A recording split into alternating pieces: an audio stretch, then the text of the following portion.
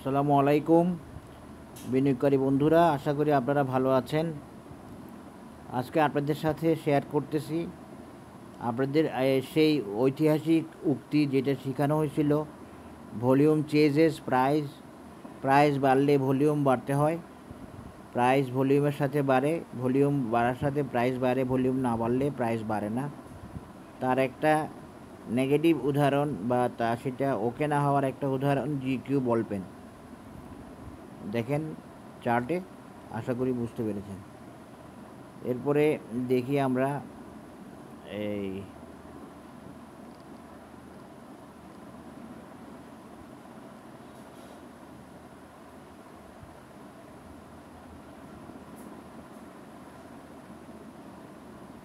সোনালী paper,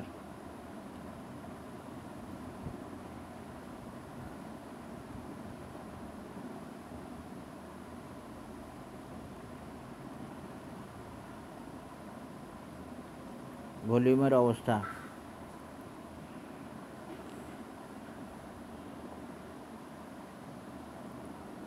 এরপরে BRAC bank দেখি, BRAC bank,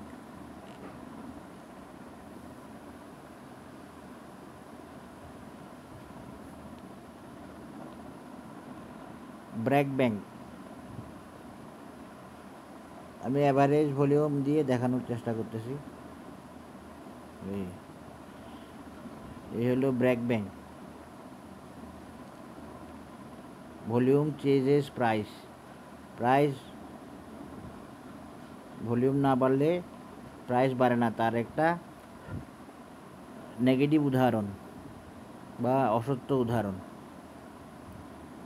এরপরে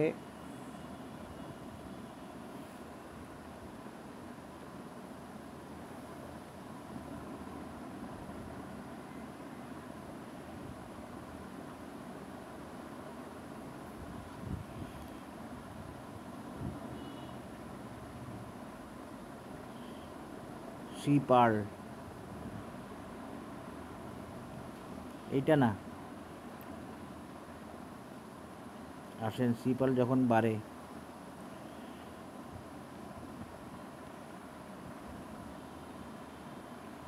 দেখেন সি পার্ল 300 টাকা প্লাস যায় যখন, তখন ভলিউমের অবস্থা দেখেন, ওই নিচের লেভেলে ভলিউম বাড়ছে, এরপরে কমে গেছে, সি পার্ল।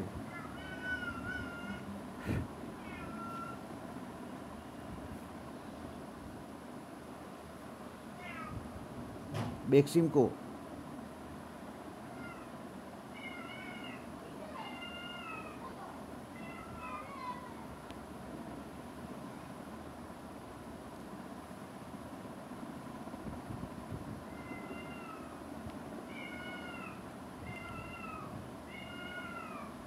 বেক্সিমকো দাম যখন বাড়ে তখন আস্তে আস্তে ভলিউম কমে, প্রথমে ভলিউম করে কিছু, এরপরে দেখেন দাম যখন বাড়ে ভলিউম আস্তে আস্তে কমে।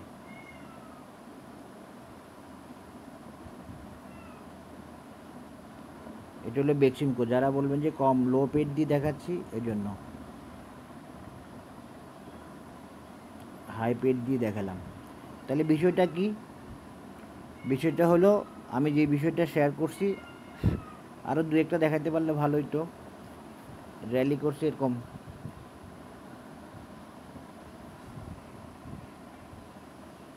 পিটিএল,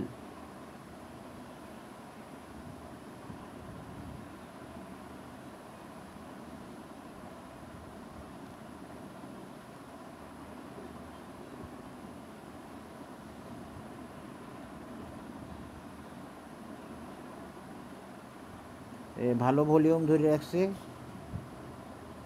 এই লেভেল পর্যন্ত, এই লেভেল, তারপর থেকে ডাউন। এখন আমি এই বিষয়গুলো কেন দেখাচ্ছি হচ্ছে যে আপনারা যে ভলিউম করেন, ভলিউম খোঁজেন, আমার মূল কথা হচ্ছে যে এই বাজার হচ্ছে কন্ট্রোলড বাজার। ভলিউম এবং প্রাইস দুইটাকে বাজার কন্ট্রোল করে, দুইটাই বাজারের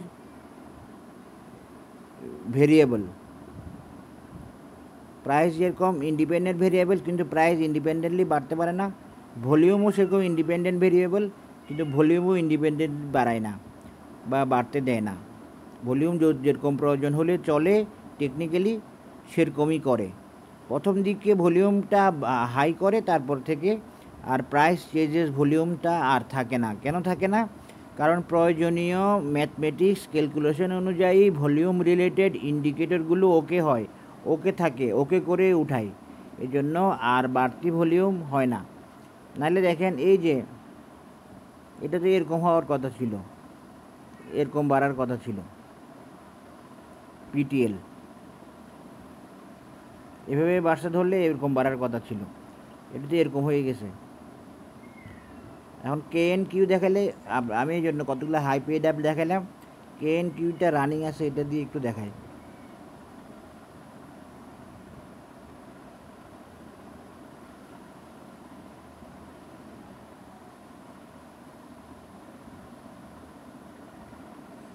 না, এখানে পাচ্ছি না।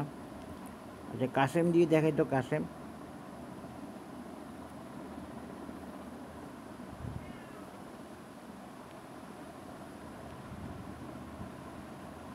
দেখেন এই ভলিউম কি চেস করছে প্রাইসকে। এখান দিয়ে হঠাৎ করে একদিন বড় ভলিউম করলো, ওইটা করে মুভ করলো, তারপরে কমে গেল, তারপর আবার বাড়লো, তারপরে আবার কমে গেল, বা বাড়াটাও ওইভাবে বাড়ে নাই। এখানে ব্যাপারটা হলো আসলে ভলিউম চেঞ্জেস প্রাইস একটা সময়ের জন্য একটা নির্দিষ্ট টাইমে ওকে আসে, যখন ইন্ডিকেটরগুলোর প্রয়োজন হয় আপার লেভেল যাওয়ার জন্য। যেমন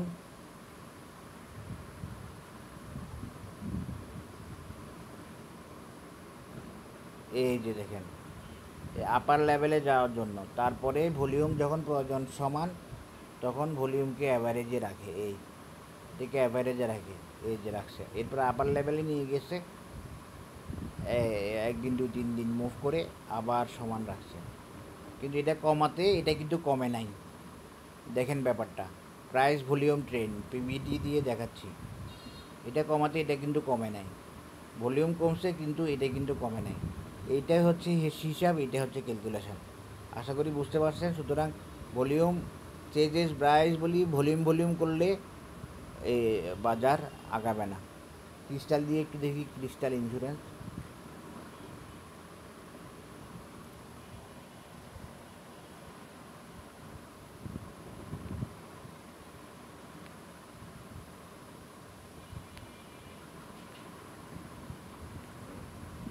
দেখেন ক্রিস্টাল ইন্স্যুরেন্সের ভলিউম দেখেন,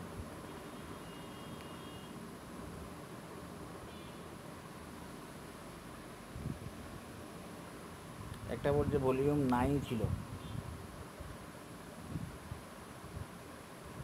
এখানে কিছু ভলিউম করছে, করে কমে গেছে, তারপরে আবার সামান্য করছে, আবার কমে গেছে ক্রিস্টাল ইন্স্যুরেন্স। এখন ভলিউম নাই বলে যদি আমি সেল করে দিই তাহলে কি হবে? ভলিউম কমে গেছে বলে আমি সেল করে দিই তাহলে কি হবে? হবে না। আশা করি বুঝতে পারছেন। সবাই ভালো থাকবেন। ধন্যবাদ। আসসালামু আলাইকুম।